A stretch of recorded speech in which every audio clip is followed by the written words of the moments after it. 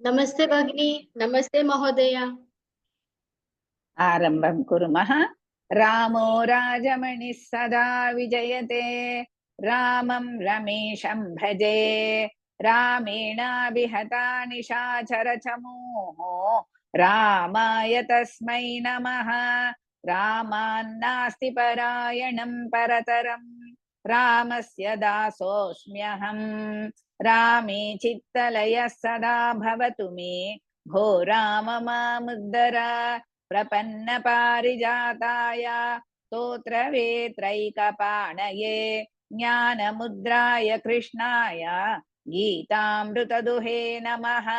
वसुदेवसुतं देवं कंसचाणूरमर्दनं, देवकी परमानन्दं कृष्णौ वन्दे जगद्गुरुम्। Namah Sarvebhyaha. Welcome to one and all for today's chanting session. Let's start with the shloka Shantakaram. You are all aware of this shloka, so I have started yesterday but could not complete it. We will start.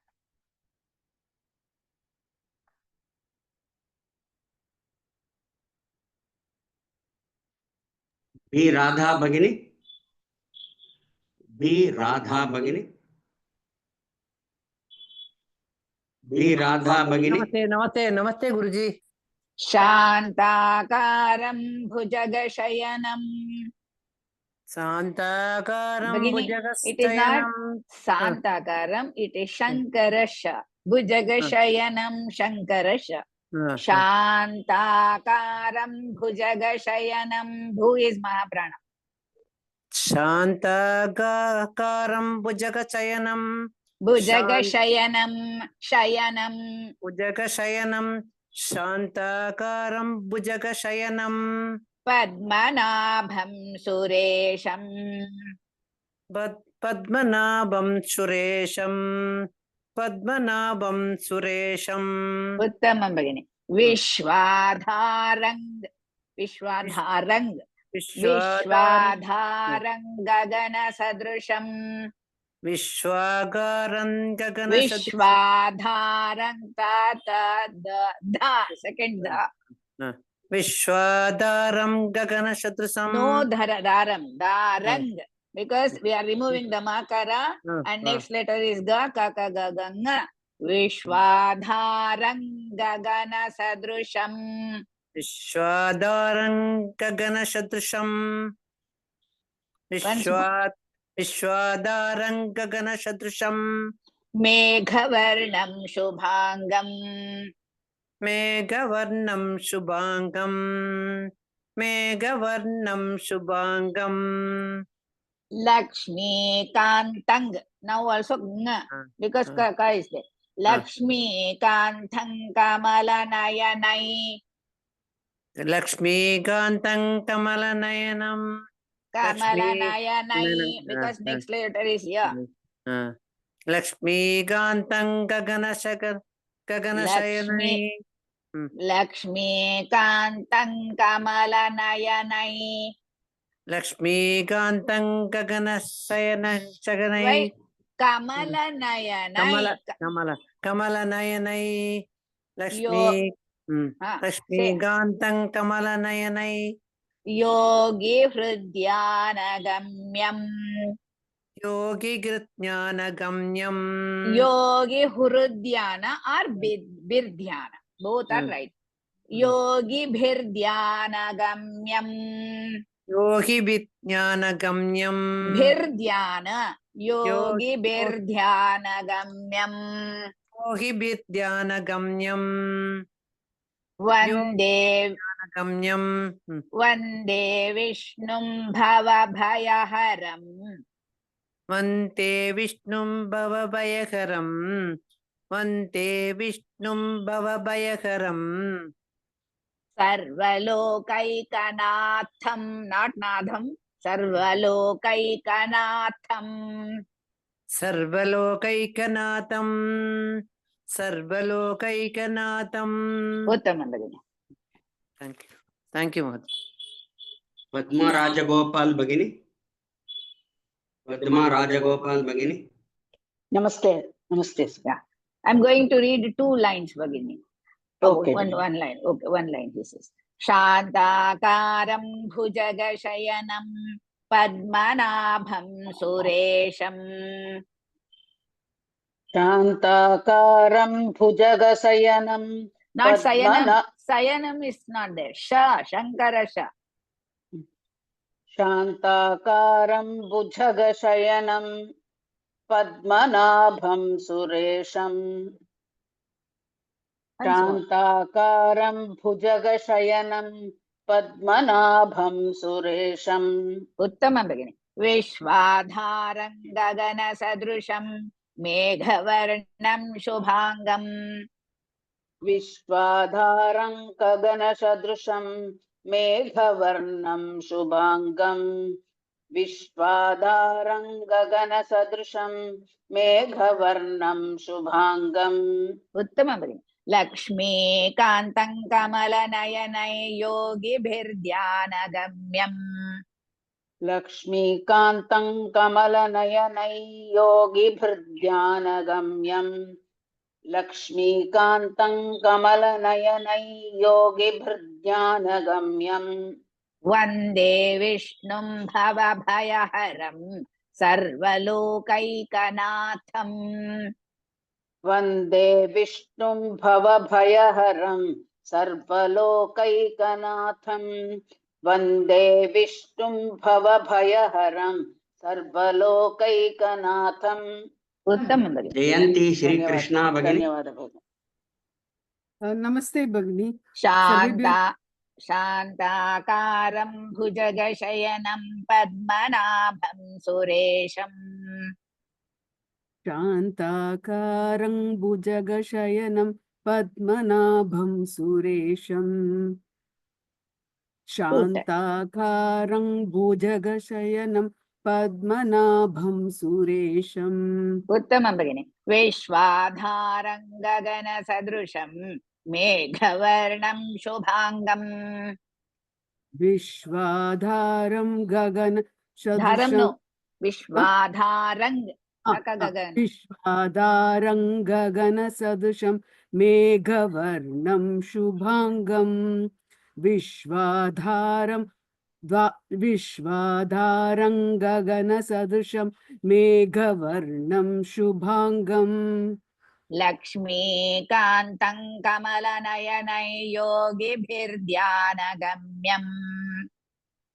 लक्ष्मीकान्तं कमलनयनै योगिहृद्यानगम्यं लक्ष्मीकान्तं कमलनयनै योगिहृद्यानगम्यम् Uttamam. Vande Vishnum bhavabhayaharam sarvalokaikanaatham.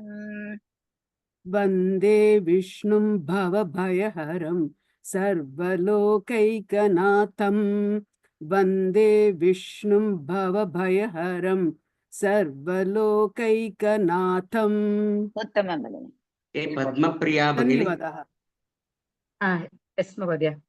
Shantakaram bhujagashayanam padmanabham suresham Vishwadharam gagana sadrusham meghavarnam shubhangam Lakshmikantam kamalanayanai yogibhirdhyanagamyam Vande Vishnum bhavabhayaharam sarvalokaikanaatham.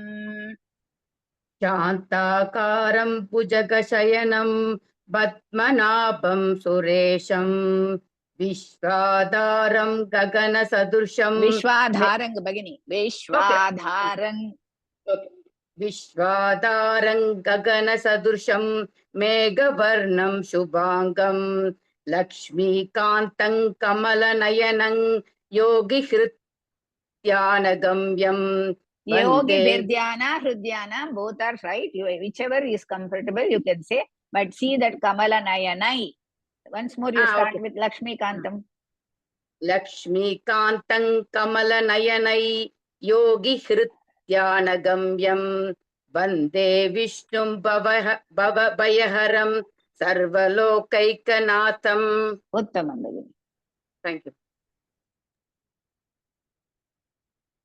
रूपा कुलकर्णी भगिनी हाँ नमस्ते महोदय Full shloka begini.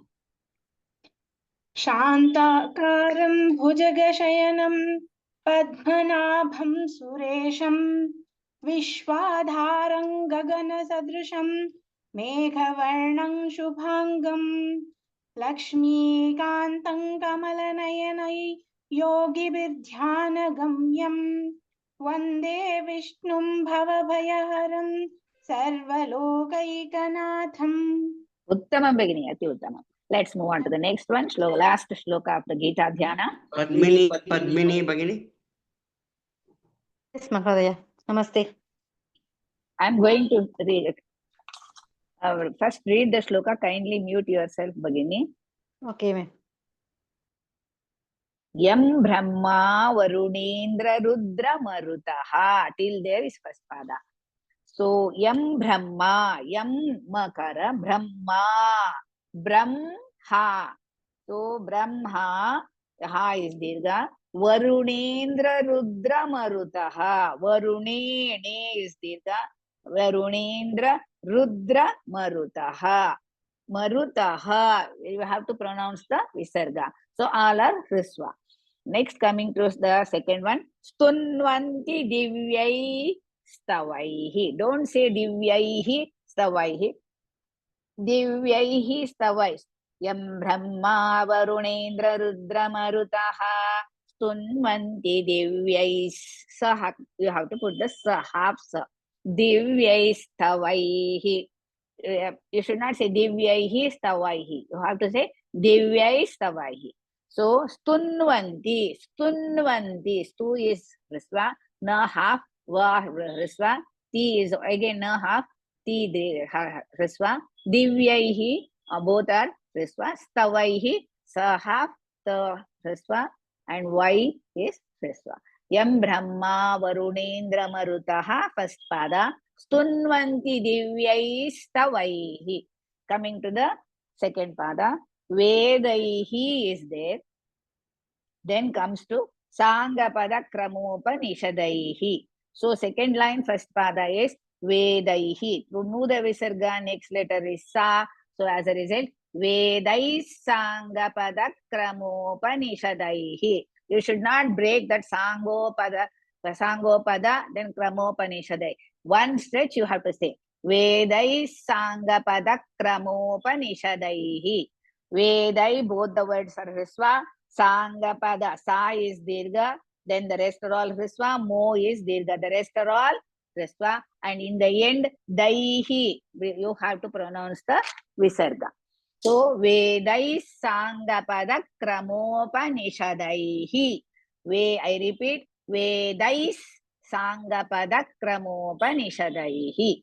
Next comes is Gayanti Yam Samagaha. Ga is Dirgha.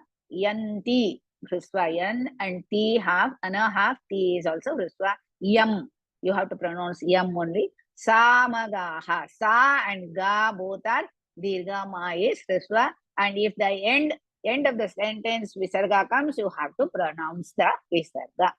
Coming to the third line, third. Dhyana Vastita Tadgatena Manasa. No break. You have to take the new breath and you have to say. Dhya is Mahaprana and Dirgha. Na Dirgha. Va Hrisva. Sti. Sa is half and Tha is Dirgha, Mahaprana and Hrisva. You have to Sa and Thi together Samyukta Akshara. Sthi. Tha is Hrisva. Tadgatena. Tad. Da is half. Ta is Hrisva. Ga is Hrisva. Te is Hrisva. Na. Together. Dhyana Vastita Tadgatena. Dhyana Vastita Tadgatena Manasa. Manasa. Sa is the only word which is Dirgha. The rest are all Hrisva. Pashyanti Yam Yoginaha.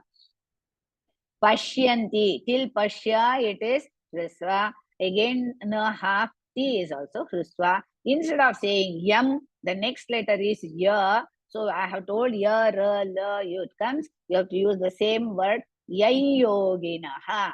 Yai Yoginaha. All are Hrisva, and in the end Visarga comes, you have to pronounce.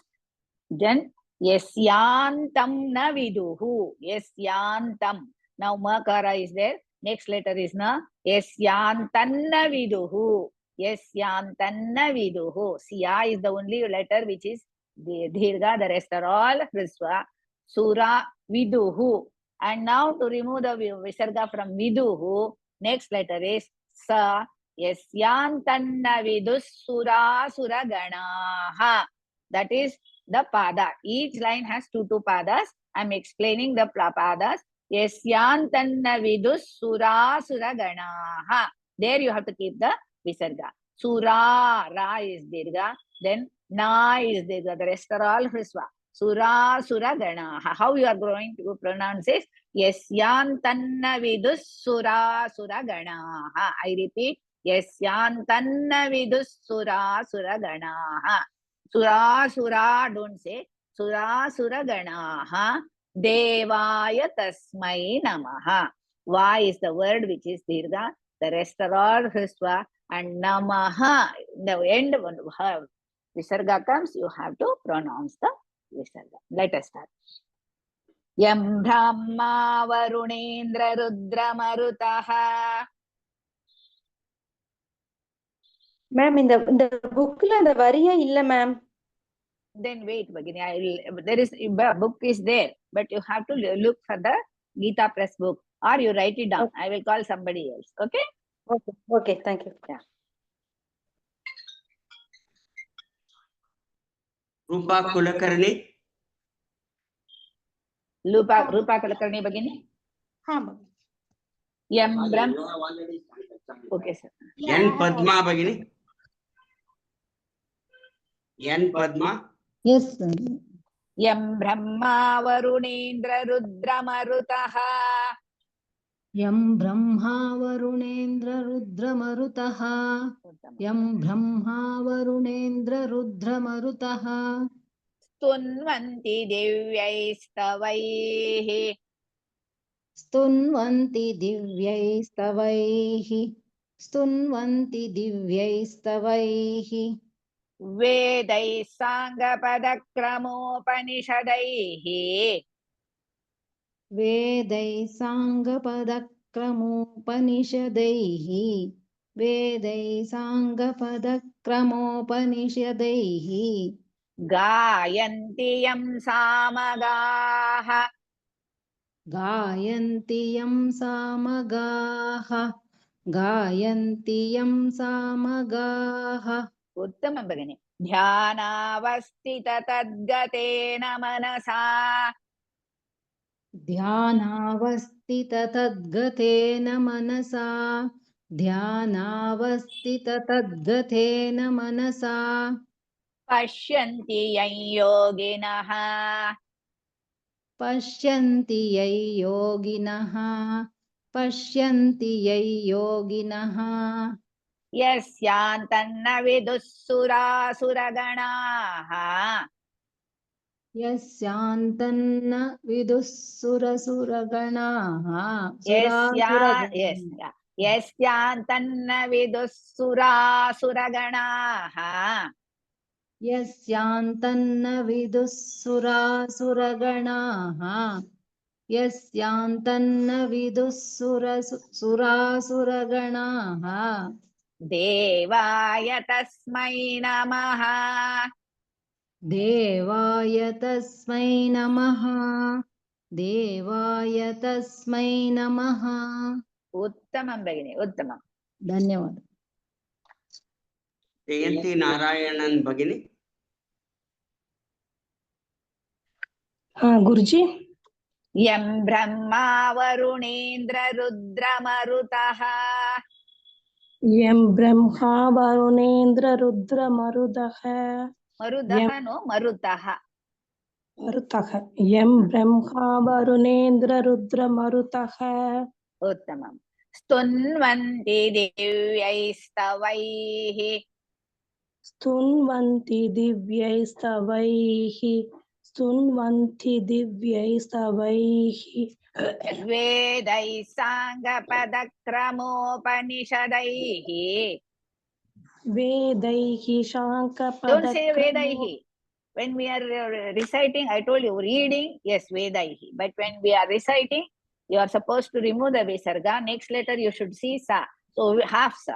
वेदैः साङ्गपदक्रमोपनिषदैः वेदैश्चाङ्कपदक्रमोगपनिदशैः वेदैः साङ्गपदक्रमोपनिषदैः वेदैशाङ्कपदक्रमोपनिषदैः गायन्ति यं सामगाः गायन्ति यं सामगाः गायन्ति यं सामगाः ध्यानावस्थिततद्गतेन मनसा ध्यानावस्थित you have to stress, give more energy. Yellow letters. ध्यानावस्थिततद्गतेन मनसा ध्यानावस्थित घातेन ध्यानावस्थिततद्गतेन मनसा ध्यानावस्थित तद्गतेन तद्गतेन मनसा. मनसा Now repeat. ध्यानावस्थितद्गतेन मनसा तद्गतेन मनसा. तद्गतेन मनसा. Tade is not there. I told you many times that tha you should practice. Pashyanti yan yoginaha. पश्यन्ति यं योगिनः Yan yoginaha. Pashyanti yan yoginaha. Yai. पश्यन्ति यै योगिनः Yoginaha. योगिनः पश्यन्ति यै योगिनः यस्यांतन्न विदुःसुरासुरगणाः. यस्यानो सरस्वती सा. यस्यानन्न विदुःसुर यस्यांतन् यस्यांतन् 2 times. यस्यान्तन् न विदुस्. न विदुष Don't say सरस्वती सा. न विदुस्. न विदुष No sha begin. Vidus. Saraswati half sa. न विदुस्. विदुष यस्यांतन्न विदुस्. यस्यान्तन्न विदुष सुरासुरगणाः. सुरासुरगणाः यस्यांतन्न विदुःसुरासुरगणाः. यस्यान्तन्न विदुःसुरगणाः सुरासुरगणाः. सुरासुरगणाः देवाय तस्मै नमः. देवाय तस्मै नमः देवाय तस्मै नमः ಪ್ರಾಕ್ಟೀಸ್ பண்ணுங்க ಭಗಿನಿ. सविता प्रदीप भगिनी. सविता प्रदीप भगिनी. Yes, sir. ಯಂ ಬ್ರಹ್ಮಾ ವರುಣೇಂದ್ರ ರುದ್ರಮರುತಃ ಸ್ತುನ್ವಂತಿ ದಿವ್ಯೈಸ್ತವೈಃ. यं ब्रह्मा वरुणेन्द्ररुद्रमरुतः स्तुन्वन्ति दिव्यैस्तवैः. यं ब्रह्मा वरुणेन्द्ररुद्रमरुतः स्तुन्वन्ति दिव्यैस्तवैः. ಉತ್ತಮ ಭಗಿನಿ. ವೇದೈ ಸಾಂಗಪದಕ್ರಮೋಪನಿಷದೈಃ ಗಾಯಂತಿ ಯಂ ಸಾಮಗಾಃ. वेदैः साङ्गपदक्रमोपनिषदैः गायन्ति यं सामगाः. वेदैः साङ्गपदक्रमोपनिषदैः गायन्ति यं सामगाः. ध्यानावस्थित तद्गतेन मनसा पश्यन्ति यं योगिनः. ध्यानावस्थिततद्गतेन मनसा पश्यन्ति यं योगिनः. ध्यानावस्थिततद्गतेन मनसा पश्यन्ति यं योगिनः. उत्तमं भगिनि. यस्यान्तन्न विदुःसुरासुरगणाः देवाय तस्मै नमः यस्यान्तन्न विदुःसुरासुरगणाः देवाय तस्मै नमः यस्यान्तन्न विदुःसुरासुरगणाः देवाय तस्मै नमः उत्तमं भगिनि उत्तमम् रूपा महेन्द्रा भगिनी नमस्ते यं ब्रह्मा वरुणेन्द्ररुद्रमरुतः स्तुन्वन्ति दिव्यैस्तवैः वेदैः साङ्गपदक्रमोपनिषदैः गायन्ति यं सामगाः यं Brahma वरुणेन्द्ररुद्रमरुतः स्तुन्वन्ति दिव्यैः स्तवैः No, divyaihi is not there. Next letter is sa, half sa. Divyaistavaihi. यं ब्रह्मा वरुणेन्द्ररुद्रमरुतः स्तुन्वन्ति दिव्यैस्तवैः वेदैः साङ्गपदक्रमोपनिषदैः गायन्ति यं सामगाः वेदैः साङ्गपद No, Bhagini, you have to support two lines together. I taught you. You have to recite two lines. Oh, okay, Bhagini. Should I tell from the beginning? Yeah. यं ब्रह्मा वरुणेन्द्ररुद्रमरुतः स्तुन्वन्ति दिव्यैस्तवैः वेदैः साङ्गपदक्रमोपनिषदैः गायन्ति यं सामगाः Uttamam. Daihi, that two dots you have to pronounce because end of the pada. Okay. Dhyanavastita tadgatena manasa pashyanti yan yoginaha yasyantanna vidussurasuraganaha devaya tasmai namaha.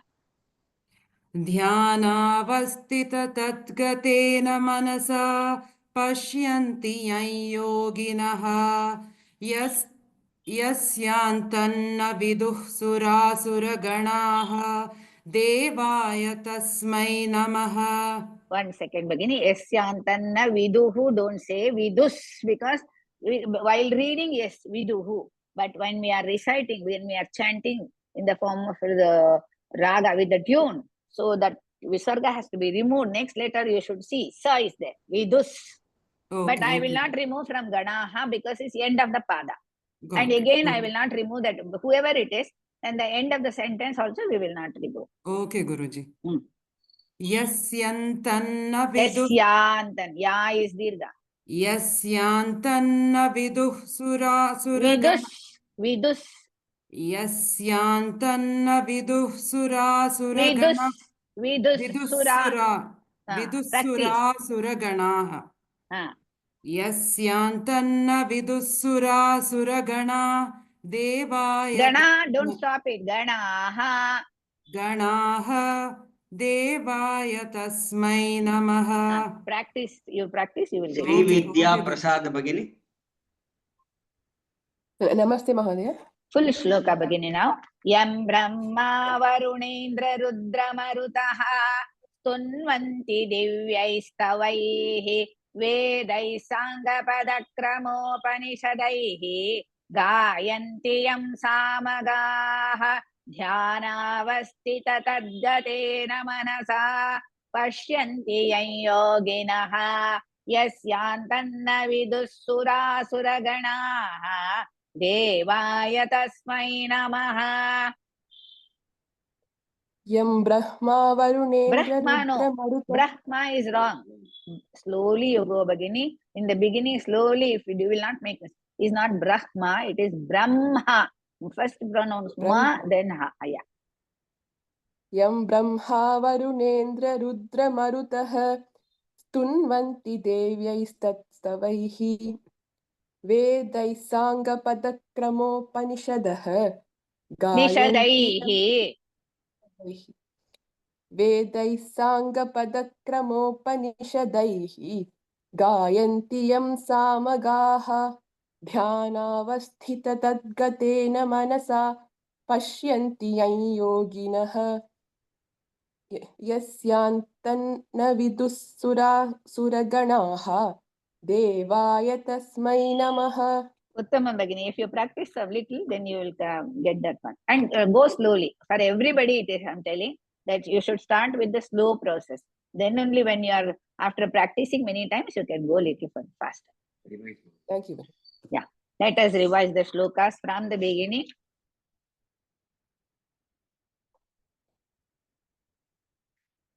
I will recite once and you have to follow the same pattern.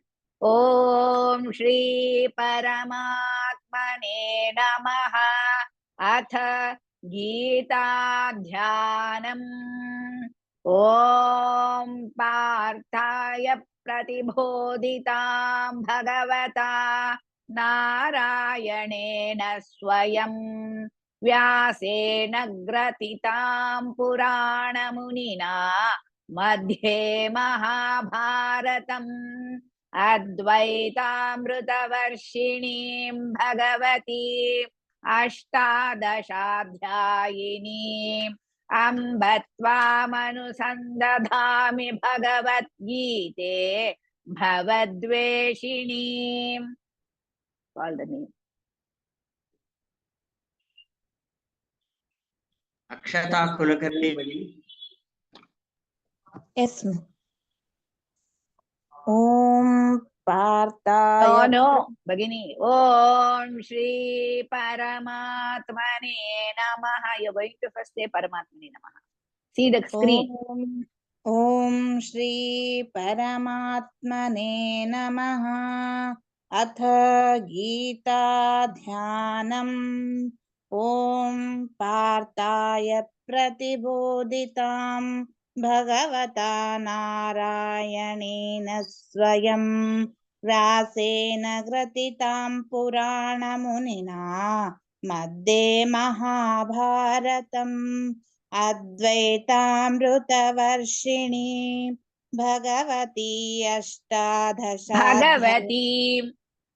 Bhagavatim Ashtadashadhyayinim Amba is not there. Ambatva. Amba is not there. Ambatvamanusandhadami Bhagavad Gite Bhavadveshinim. Uttama Bhagini, practice, you will definitely get it. Next one. Chitra Madras Bhagini. Namaste, Bhagini. Namostu te Vyasa Vishala Buddhe Phullara Vindayata Patra Netra Yena Tvaya Bharata Taila Purnaha Prajvalito Jnanamaya Pradipaha. Om Shri. No. Once first time we are going to say Om Shri Paramatmane. Then onwards it is following. Okay. See the screen. There is nothing. Namostude Vyasa Visala Putte Pullara Vindaya Yata Patra Netra Yene Tvaya Bharata Taila Purnaga Prajvalito Jnanamaya Pradipaga. Uttama Bhagini, that Pradipaha, and then Visala is not there. Vishala, practice Pannungo, you will get it. Okay. The next one. Thank you. Bhavani Bhagini. Hari Om Mata. Prapanna Parijataya Stotra Vetraika Panaye Jnana Mudraya Krishnaya Geetamruta Duhe Namaha. Prapanna Parijataya Stotra Vetraika Panaye Jnana Mudraya Krishnaya Geetamruta Duhe Namaha. Uttama Bhagini. Harisutha Bhagini. Yes, ma'am. Vasudeva Sutan Devam Kamsa Chanura Mardhanam. Sorry, Mardhanam is not Mahaprana. Vasudeva Sutan Devam कंसचाणूरमर्दनं Devaki परमानन्दं कृष्णं वन्दे जगद्गुरुम् वसुदेवसुदं देवं कंसचाणूरमर्दनं देवकी परमानन्दं कृष्णौ वन्दे जगद्गुरुम्. Uttamam Bhagini. Watch the YouTube, you will get the tune, Bhagini.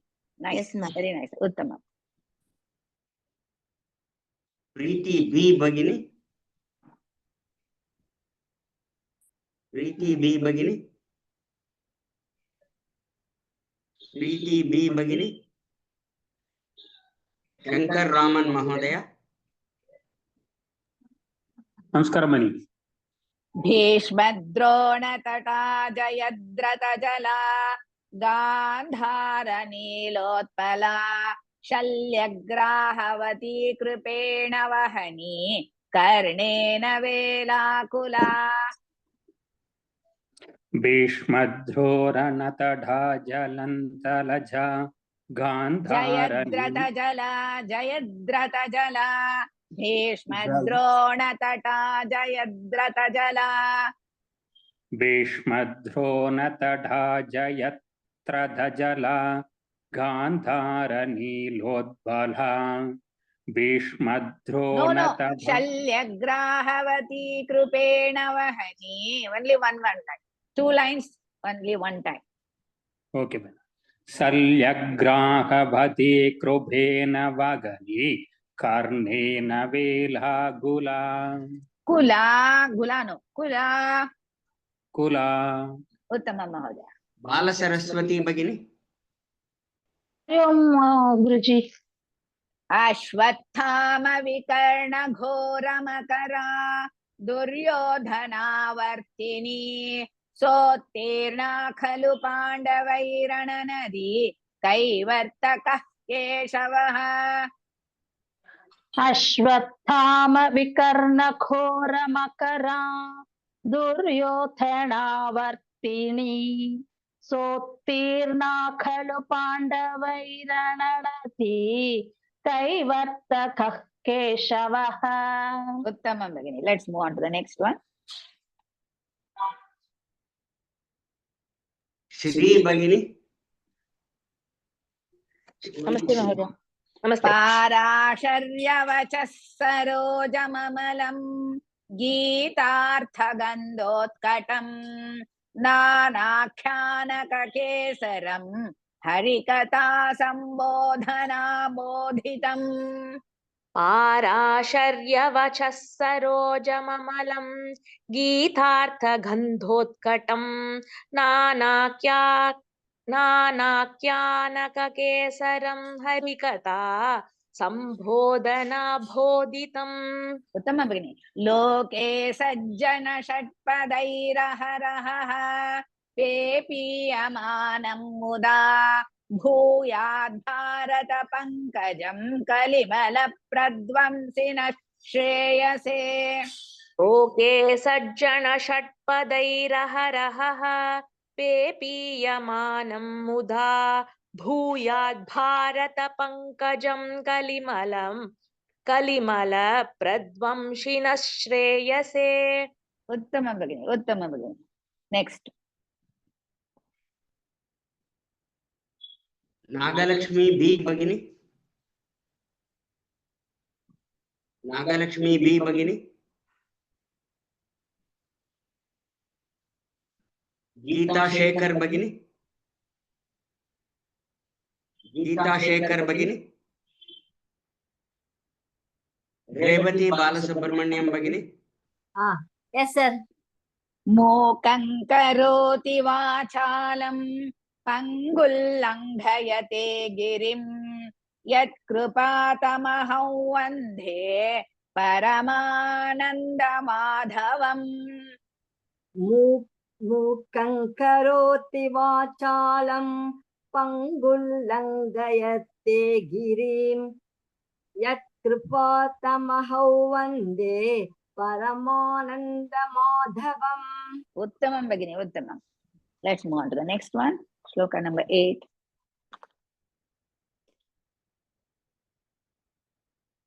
रूपा शंकर भगिनी गीताशास्त्रमिदं पुण्यं यः पठेत् प्रयतः पुमान् विष्णोः पदमवाप्नोति भयशोकादिवर्जितः। गीताशास्त्रमिदं पुण्यं यः पठेत् प्रयतः पुमान् विष्णोः पदमवाप्नोति भयशोकादिवर्जितः। उत्तमं भगिनी, उत्तमं.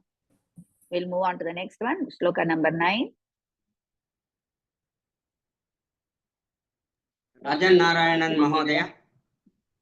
हाँ महोदय, हरि ओम माते. गीताध्ययनशीलस्य प्राणायामपरस्य च नैव सन्ति हि पापानि पूर्वजन्मकृतानि च. गीताध्ययनशीलस्य प्राणायामपरस्य च प्राणायाम, या इस् दीर्घ. प्राणायामपरस्य च नैव सन्ति हि पापानि पूर्वजन्मकृतानि च. उत्तमं महोदय, उत्तमं. Let's move on to the next one. Shloka number 10. वाणी अरविंद भगिनी. वाणी अरविंद भगिनी. मलनिर्मोचनं पुंसां जलस्नानन्दिने दिने सकृद्गीताम्भसि स्नानं संसारमलनाशनम्. मलनिर्मोचनं पुंसा जलस्नानन्दिने दिने सकृद्गीताम्भसि स्नानं संसारमलनाशनम्. सकृद्गीताम्भसि स्नानम्. ओके, उत्तमं. सकृद्गीताम्भसि स्नानम्. उत्तमम्, उत्तमं. दीपा भगिनी. दीपा भगिनी. गीता सुगीता कर्तव्या किमन्यैः शास्त्रविस्तरैः या स्वयं पद्मनाभस्य मुखपद्माद्विनिसृता. गीता सुगीता कर्तव्या किमन्यैः शास्त्रविस्तरैः या स्वयं पद्मनाभस्य मुखपद्माद्विनिसृता. Uttamam. I am going to stop here as we near the okay 12th one. Yeah. Srivalli भगिनी. श्रीवल्ली. सरस्वती रामकृष्णन भगिनी. हाँ महोदय. भारतामृत सर्वस्वं विष्णोर्वक्त्राद्विनिसृतं गीता गंगोदकं पीत्वा पुनर्जन्म न विद्यते. भारतामृत सर्वस्वं विष्णोर्वक्त्राद्विनिसृतं गीता गंगोदकं पीत्वा पुनर्जन्म न विद्यते. The tune you learn, Bhagini, you will get it. Yes, ma'am. Next.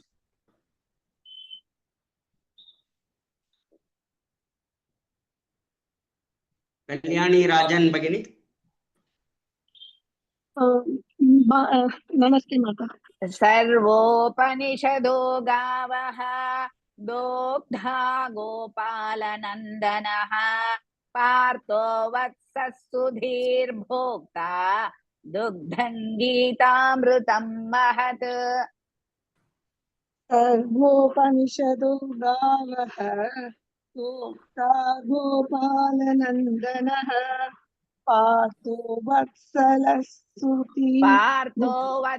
सुधीर्भोक्ता पार्थो वत्सः सुधीर्भोक्ता दुग्धं गीतामृतं महत्. उत्तमं भगिनी. नेक्स्ट. कुमुदा भगिनी. Some Malini wants to that. मालिनी. कुमुदा भगिनी.